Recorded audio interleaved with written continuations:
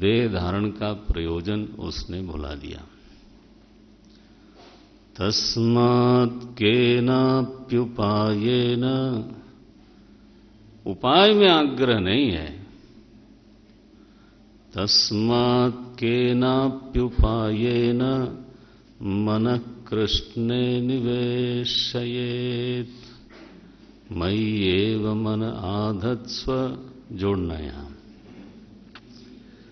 मयि बुद्धिम निवेशय, मन कृष्णे निवेशयेत्। तो नारद जी वही बात कहते हैं जो भगवान ने गीता में भक्तों से मांगा है। अरे भक्तों, तुम मुझे फूल चढ़ाते हो, चढ़ाओ, लेकिन फूल में अपना मन रख के मुझे चढ़ाओ। मुझे तुम्हारा फूल तो तुम्हारी सामने रहेगा और सूंघोगे तुम ही, लेकिन फूल में जो तुम्हारा मन लगा है वो मन मैं ले लूंगा। वो बुद्धि लगाओ उसमें, तो मुझे उसमें लगी हुई बुद्धि चाहिए। मय्येव मन आधत्स्व, मयि बुद्धिम निवेशय। परिणाम क्या होगा? निवसिष्यसि मय्येव न तु संसारे। हाँ, जोड़ लेना। निवसिष्यसि मय्येव,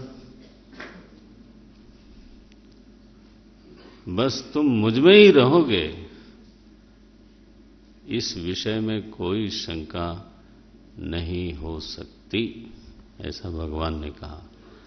तो नारद जी युधिष्ठिर को समझाते हैं और सुखदेव जी महाराज नारद जी के जरिए परीक्षित को और हम सभी लोगों को समझाते हैं कि भगवान में उल्टा पुल्टा मत देखा करो।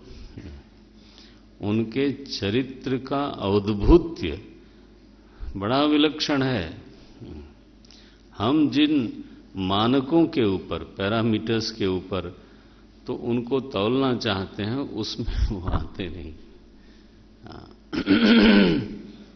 मेरे प्रभु, तो ये भगवान के चरित्र का औद्भुत्य और विषमता जब कभी कभी प्रतीत होती है तो एक दृष्टि दी है यहां पर सुखदेव जी ने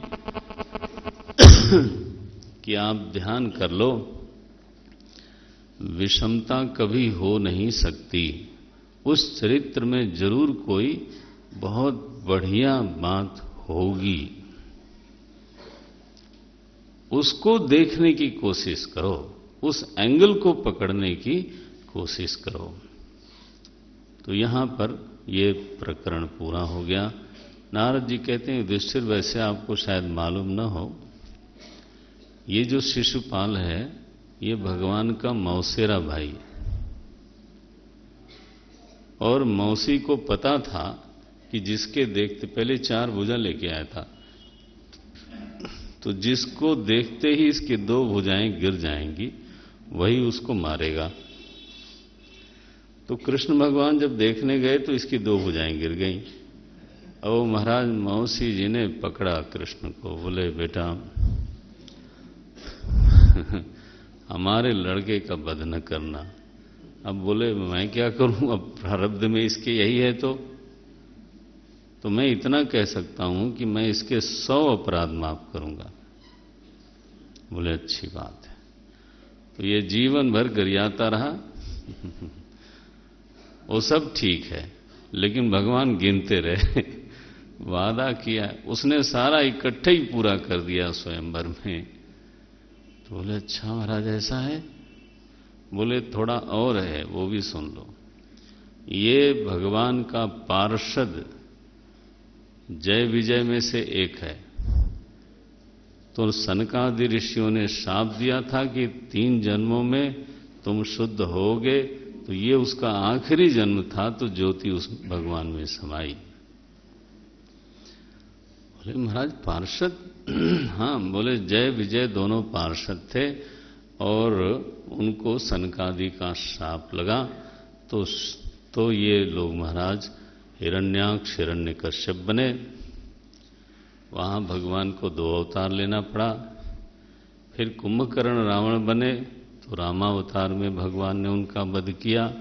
अब यहां पर शिशुपाल और तो दंतवक्र बने, तो यहां पर भगवान कृष्ण ने उनका उद्धार किया। अब इनकी गति बन गई। बोले महाराज हिरण्याक्ष का वध तो वराह भगवान ने किया, लेकिन नृसिंह भगवान बन करके तो वो हिरण्यकश्यपु के लिए कैसे आए? बोले ऐसा हो गया कि भगवान का एक परम भक्त था प्रहलाद। वो था तो हिरण्यकश्यप का लड़का ही, लेकिन अपने लड़के से ही उसने इतना वैर बांधा। क्यों? क्योंकि वो भक्त था। तो बोले कीदृश कस्य मा शापो हरिदासाभिमर्शन। बोले वो हरिदास था, भगवान का दास था, लेकिन इसने बहुत वैर बांधा और उसको बहुत सताया, और इसी निमित्त से भगवान ने नृसिंह रूप में अवतार लिया और हिरण्यकश्यप का वध किया। परीक्षित महाराज कहते हैं, युधिष्ठिर महाराज कहते हैं, महाराज ये वाली बात जरा हमें थोड़ा खोल के बताइए, क्योंकि प्रहलाद जी महाभागवत हैं, उनका चरित्र सुनने की इच्छा है। और ये हिरण्यकश्यप उनसे द्वेष कैसे कर बैठा? वो तो उनका पुत्र ही था। बोले सुनाता हूं। तो यहां अब प्रकरण आरंभ होता है प्रहलाद जी की कथा से, और ये संवाद हो रहा है मूल रूप से नारद जी और युधिष्ठिर के बीच में। मूल संवाद इन दोनों के बीच में हो रहा है। सुखदेव जी और परीक्षित ओवर हियर कर रहे हैं ऐसे और हम लोग भी वही कर रहे हैं। तो बोलते हैं कि जब हिरण्याक्ष का वध हो गया तो बहुत रोने लगी स्त्रियां। तो हिरण्यकश्यपु ने उनको महाराज वेदांत का उपदेश किया।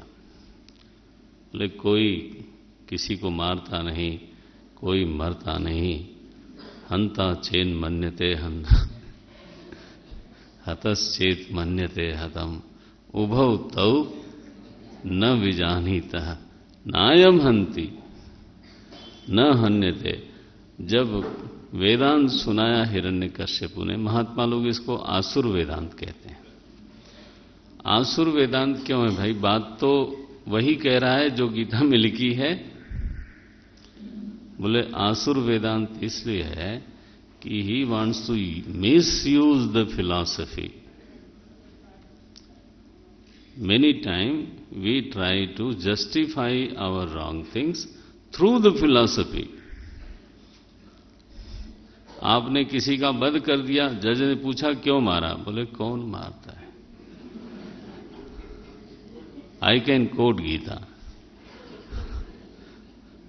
अब बोलो, अब this is misusing the philosophy. तो जब हम आम अपने व्यवहार में मौका पड़ते ही एक हथियार लगा लेते हैं, वेदांत का, भक्ति का, इसका उसका। भैया वो आपके उद्धार के लिए दर्शन है, आपको दुष्ट बनाने के लिए नहीं है। तो अब ये महाराज जो है सबको वेदांत सुना करके राम राम राम तपस्या करने के लिए गए। अरे जब कोई मारता मरता नहीं तो तुम कहां जा रहे हो? बोले नहीं, मैं मारूंगा विष्णु को। तो ये जो बोला उसने, उसका ठीक विपरीत उसकी धारणा है। मनो में वाचिप प्रतिष्ठिता नहीं है। नो नो तो ऐसी स्थिति है। तपस्या करता है ब्रह्मा जी की, और आप जानते हैं वो विधाता हैं, क्या करें। वो तो जब तपस्या इकट्ठी हुई तो ब्रह्मा जी प्रकट हुए, वरदान देने के लिए कहा, भाई वर मांगो, तुम्हारी कमाई इतनी हो गई है, तुम वर मांगो। बोले महाराज मैं न मरूं।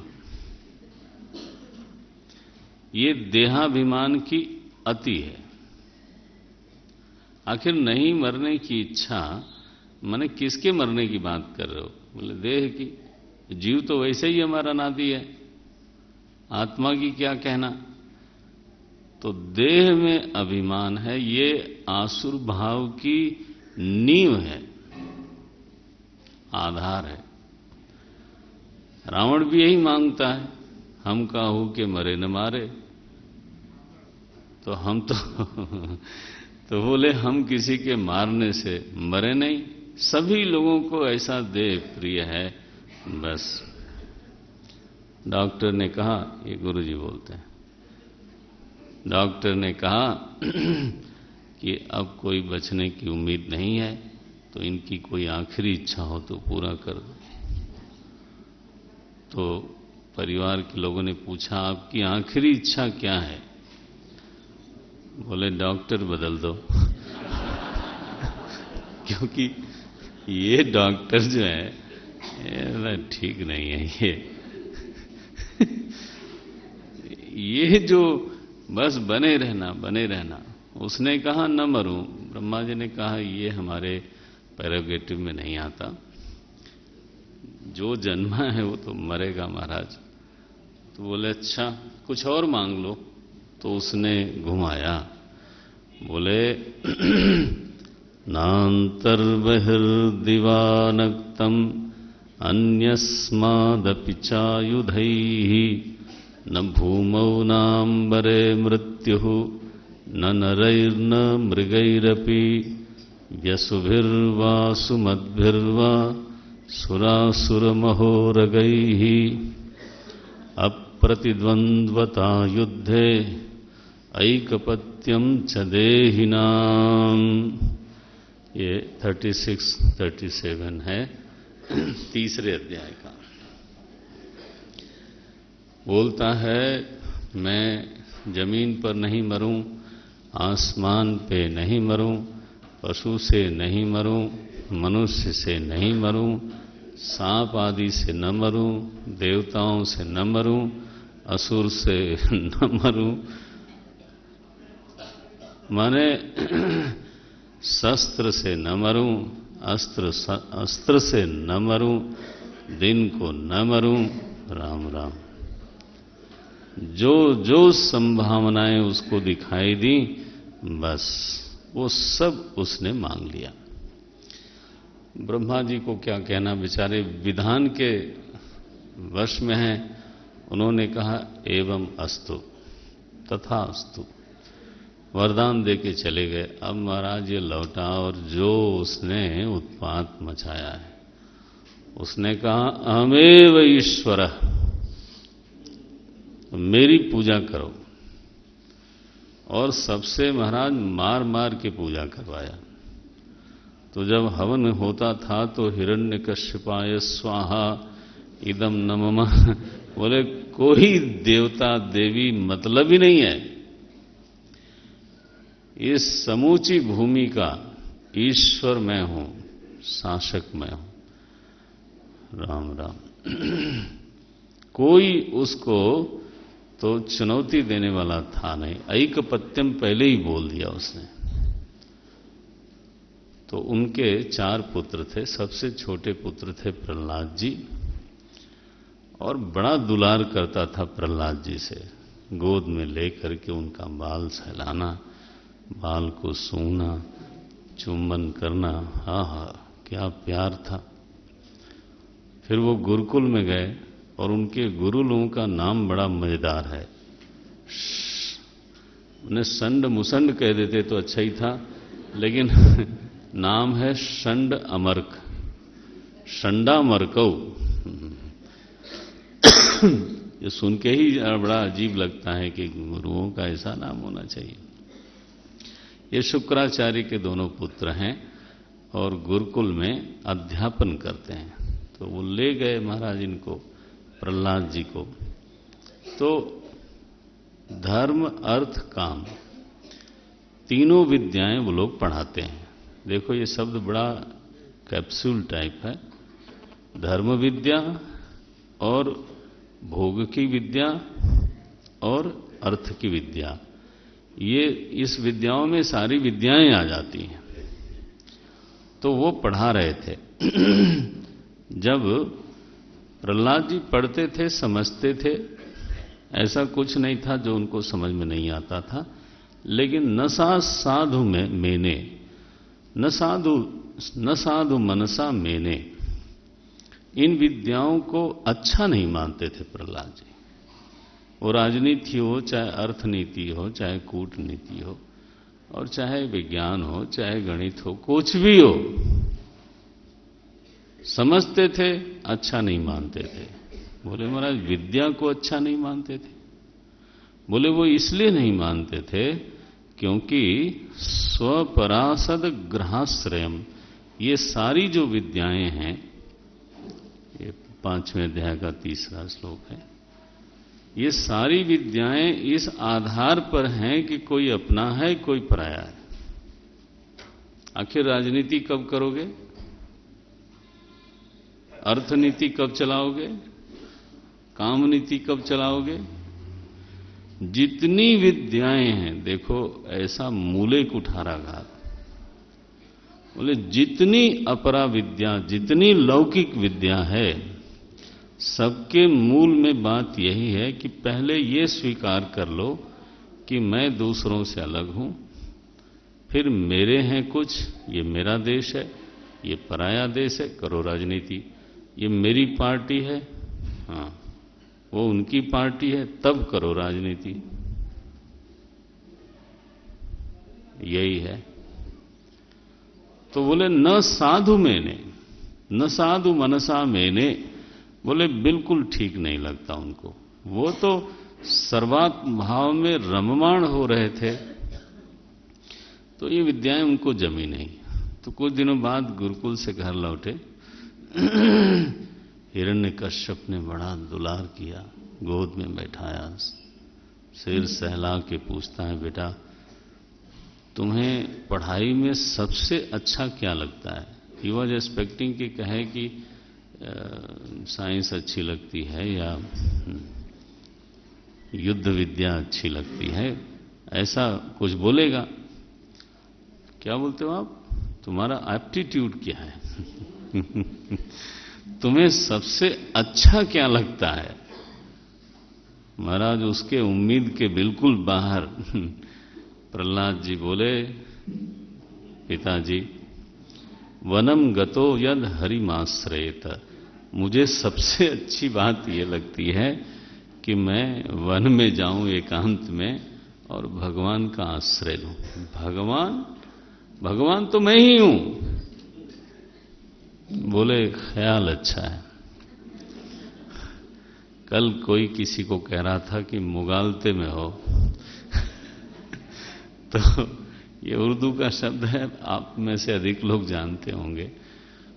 तो मुगालते में हो, महाराज प्रहलाद जी ने भी उर्दू में भी बोला होगा, उसमें क्या दिक्कत है? माने ब्रह्म में हो। खैर हिरण्यकश्यप जो है उस दिन तो हंस पड़ा सभा में, बोले बच्चा है। और फिर दोनों गुरु लोगों को बुला के डांटा, क्या पढ़ाते हो? तुम लोगों को हमने अपना बच्चा सुपुर्द किया है, सावधान रहा करो। फिर कुछ दिन बाद जब वापस लौटे, अब पूछा उन्होंने, बेटा अब बताओ क्या हाल है, तुम्हारी सबसे प्रिय विद्या क्या है? बोले महाराज श्रवणम कीर्तनम विष्णु। बड़ी सभा में पूरी दुनिया को जिसने मनवाया कि कोई विष्णु विष्णु नहीं है, मैं ही भगवान हूं, तो उसी की सभा में उसी का बेटा है ना, सबके सामने बोलता है श्रवणम कीर्तनम। भाई जादू तो वो जो सिर पे चढ़ के बोले।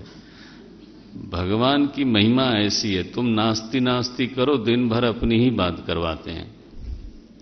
ये जितने नास्तिक हैं वो ईश्वर की ज्यादा चर्चा करते हैं, क्योंकि खंडन करने के लिए बकबक करना ही पड़ता है, तो नाम तो लेते ही हैं।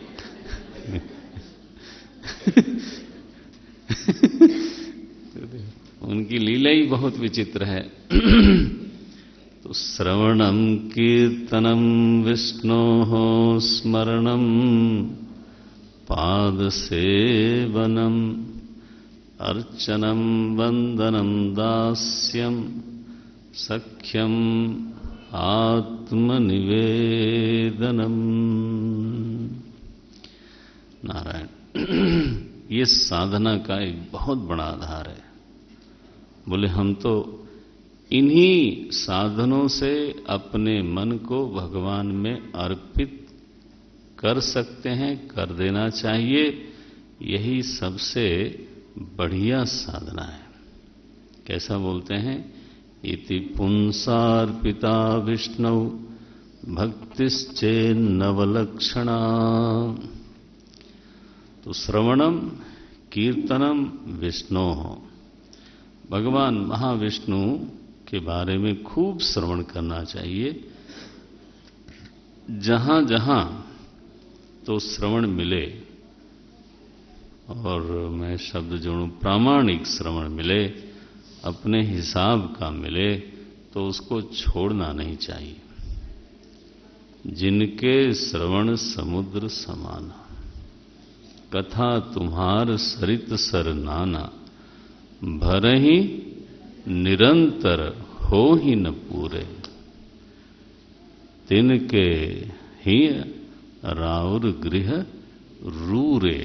हाँ, बहुत बढ़िया घर है उनका, हृदय जो है उनका ना आपका घर हो जाता है। तो इसलिए श्रवणम कुरु, उसी से तो ज्ञान होता है, उसी तो बोध होता है। श्रवण करते समय स्मरण बना ही रहता है, मन प्रभु से जुड़ा रहता है। तो श्रवणम, फिर कीर्तनम, ये दो साधना हो गई। स्मरणम तीसरी साधना। पाद सेवनम, भगवान की सेवा करें। अर्चनम पत्रम पुष्पम फलम तोयम से, अथवा स्वकर्मणा तमभ्यर्चेत, तमभ्यर्च्य, अर्चना शब्द गीता में भी आता है, लेकिन उन्होंने कहा कर्म के पुष्प चढ़ा के मेरी अर्चना करो। अर्चनम वंदनम चैव, वंदन करें, स्तुति गान करें। दास्यम, दास भाव से रहें। सख्यम, भक्ति में बिल्कुल गुलामी नहीं, थोड़ा सखा भाव भी होता है। सखा भाव होने से ना थोड़ा अपनापा बढ़ता है। भगवान से हम ठिठोली भी करते हैं थोड़ी सी। क्यों मालिक साहब, ठीक है? हाँ, तो ऐसा बोल सकते हैं उनसे, बोलते ही हैं। तो देखना, गुरु से सक्षम नहीं होता, भगवान से हो सकता है। उन्होंने खुद ही इजाजत दी है। तो सख्यम, आत्मनिवेदनम, और 8 साधनाएं ठीक बन जाए तो आप पिघल जाओ, उनमें पिघल जाओ, विसर्जित हो जाओ। बस बोले इन 9 साधनों से तो अपने चित्त को, अपने व्यक्तित्व को भगवान में अर्पित कर देना, ये मैं समझता हूं सबसे बड़ी साधना है। बोले हैं, ये क्या है? कहां से आता है ये इस तरह की बुद्धि? संडा मर्ग को उन्होंने कहा, ये क्या है भाई, ये कहां से आया, क्या सिखा रहे हो? बोले महाराज, न मत प्रणीतम न पर प्रणीतम, ये सुतो वदत्येष तवेन्द्र शत्रो, नैसर्ग की यम मति ही अस्य राजन। राजन, इसकी ये जो मति है ना, बचपन से है, नैसर्गिकी है। मैंने नहीं सिखाया, न किसी और, मैंने ध्यान रखा कोई और तो नहीं आ रहा है बीच में। न मत प्रणीतम न पर प्रणीतम, यम मतिस्तु नैसर्गिकी। बोले क्रोध छोड़िए आप, नियच्छमन्युम, ये थोड़ा थोड़ा बड़ा हो जाए, तब तक हमारे पिताजी शुक्राचार्य जी आ जाएंगे, तब देखा जाएगा। काहे को मानता है महाराज। उसने कहा नथिंग डूइंग। सभा में इसने इस तरह की बात करी, चाहे मेरा पुत्र है, वध करो इसका। और यहां लिखा वध करने के लिए बहुत उपाय किए गए। तो वरदान तो उसको मिला था, न अस्त्र से मरूं न शस्त्र से, और वो वरदान इधर हो गया शिफ्ट। हाथी चढ़े, पता नहीं पहाड़ी से गिराया गया, नदी में फेंका गया, अग्नि में लेकर के उसकी बहन बैठ गई।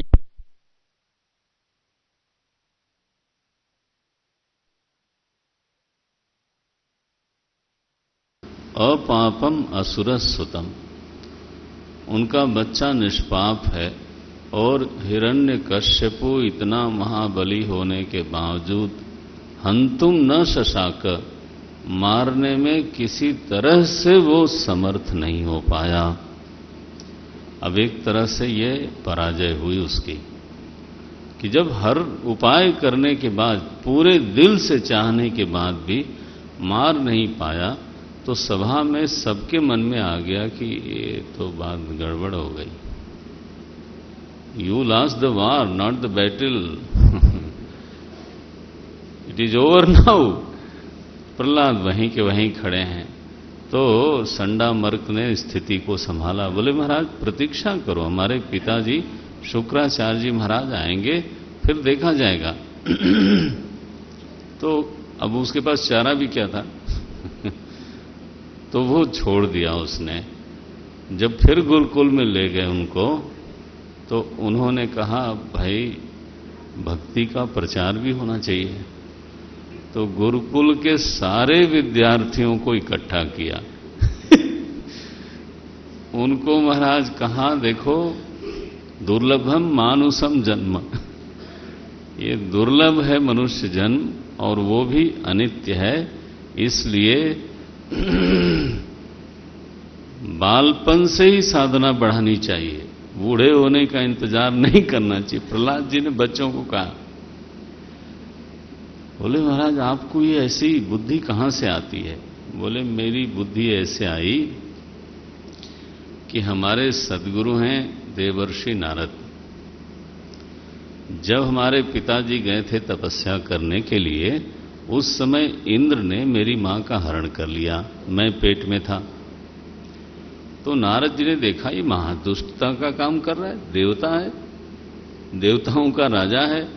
तो नारद जी गए, डांटा उसको। बोले नहीं नहीं छोड़ो इसको, अरे इसके पेट में जो पल रहा है उसी की वजह से तुम्हारी रक्षा होने वाली है, तुम लोग कुछ समझते तो हो नहीं, मूर्ख आदमी। देवर्षि नारद ने इंद्र को डांटा। कयाधु नाम था उनकी माता का। तो उनको उन्होंने छुड़ा के तो ले आए आश्रम में। अब कयाधु प्रहलाद जी के गर्भवास के समय में देवर्षि नारद के आश्रम में रहती हैं, वहां बैठ करके प्रवचन सुनती हैं। गर्भ में ही प्रहलाद जी को भगवत तत्व का ज्ञान है, उनके प्रति भाव है, उनके प्रति भक्ति है। इसलिए कहा जाता है कि गर्भिणी को जरा अपना खान पान संग